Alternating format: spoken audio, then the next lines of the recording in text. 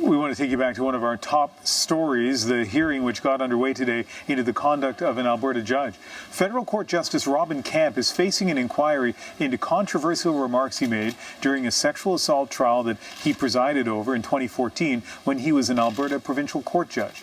A 5-member panel from the Canadian Judicial Council will determine whether Camp's comments to a sexual assault complainant warrant his removal from the bench. The conduct being examined dates back to a 2014 trial, and the comments include, why couldn't you just keep your knees together, and why didn't you sink your bottom down into the basin so he couldn't penetrate you? Well, to get some analysis and reaction on this, we're joined by 2 female lawyers. Kyla Lee has been practicing for 4.5 years here in Vancouver. Welcome. Thank you. And in Toronto, we have Karen McArthur, and you've been practicing, you said, for 25 years in criminal defense law, among other things, in Toronto. Correct. Quarter Century Club. Okay, so let me begin with you then. What do you think should happen to the judge in this case? I'm hoping that he's able to keep his job. I think the defense has put together a very forceful position and packaged him very well. They've done the remedial work with him. They've got good character people coming forward, and I thought it was very touching, his daughter coming forward today, who was also a sexual assault survivor, and she spoke about how sensitive her father is.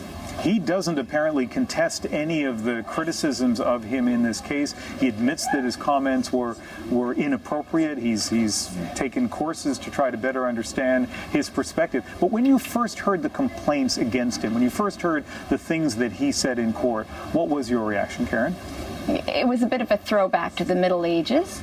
On the other hand, I've heard judges over my 25 years at the bar say lots of inappropriate things, and very few of them have been brought before the Judicial Council and been threatened with losing their ability to be a judge. All right, I'm going to come back to you and ask you about that in a moment, but let's bring Kyla into the conversation. In your 4.5 years, and you've been in a lot of courts here in British Columbia, what's your experience in terms of how female lawyers and female complainants are treated? I've actually found primarily that judges have been very respectful of female lawyers. I think that most of them are cognizant of these issues, and they're definitely trying to make sure that everybody in the courtroom feels comfortable.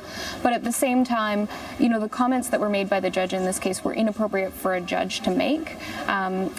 Had defense counsel put those types of questions to the witness, it might not have been viewed by and large as so inappropriate. Those are sort of the types of questions one would expect defense counsel to put to witnesses. But for a judge to sort of step out of that objective role and to get really critical of a complainant like that it's inappropriate. His comments made a lot of people mad, and they made a lot of people worry that that's what's happening inside courtrooms in Canada. But let's talk about the reaction first. When you heard his comments, Kyla, what was your reaction?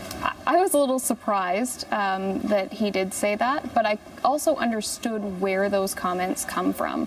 You know, as somebody who's been involved in this system, as a woman, and you know, from hearing people throughout my life who've been through these types of experiences, or who know people who have been through them, you know, I understood why they were made, and I also understood the need for, you know, some re-education, which this judge has gone to do, and so that was really impressive that he took those steps and took it upon himself to do that. If it were your decision, would he continue as a judge? Yes, he would. Especially now, you know, he's been elevated to the federal court. He's not going to be dealing with cases where he's got sexual assault complainants before him, in as much as he would be in a criminal court otherwise. So he's not going to run into those circumstances as much, and there's going to be less concerns about that. But also, he has taken those rehabilitative steps. He's done what he's supposed to do. Karen, let's bring you back into the conversation. You were saying that you've seen other bad conduct by judges over the years that hasn't ended up in the hands of the Judicial Council. How worrisome is that for you? It's a bit troubling when judges get away with conduct that ought to be censored. On the other hand, there is a forum or the ability to report judges. We've seen it in Robin Camp's case. We've seen that there's a mechanism in place to judge the judge and move forward. I think the Robin Camp case is great for educating the public about how judges themselves can be supervised and what does or does not go on in courtrooms. Kylie's right. Defense lawyers ask these critical, probing questions in an effort that the truth is revealed, but judges too have a role in ensuring that the truth is revealed. Sometimes they can fall on one side of the objective sort of rule and others on the other side, but I've seen lots over 25 years. This is troubling behavior. Nonetheless, it's not completely unusual behavior for a judge to speak as freely as Robin Camp did. And so let me finish by asking this of both of you, and I'll begin with you, Karen. For those who are watching who hardly are ever in court, maybe never in court, but they worry that what the judge said in this case is an example of how sexual assault cases are dealt with in courts today, how complainants are dealt with. For people who worry about that, what do you say to them?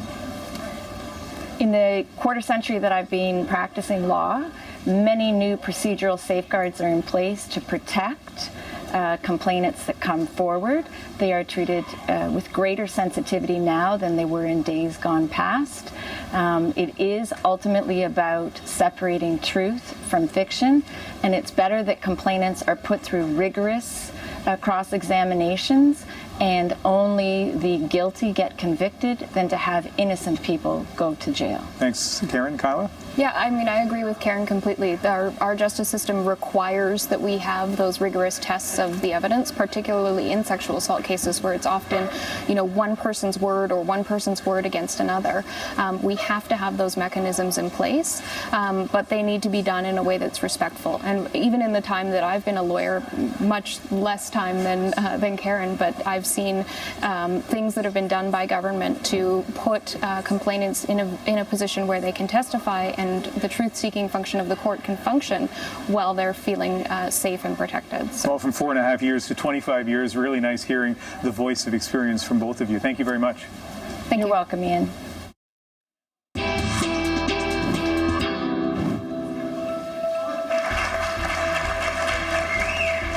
Montreal's David Eng will lead Canada's athletes in tomorrow's Paralympic opening ceremony. We'll have more from Rio on why he was chosen to be the flag bearer and what Canada's expectations are at these games.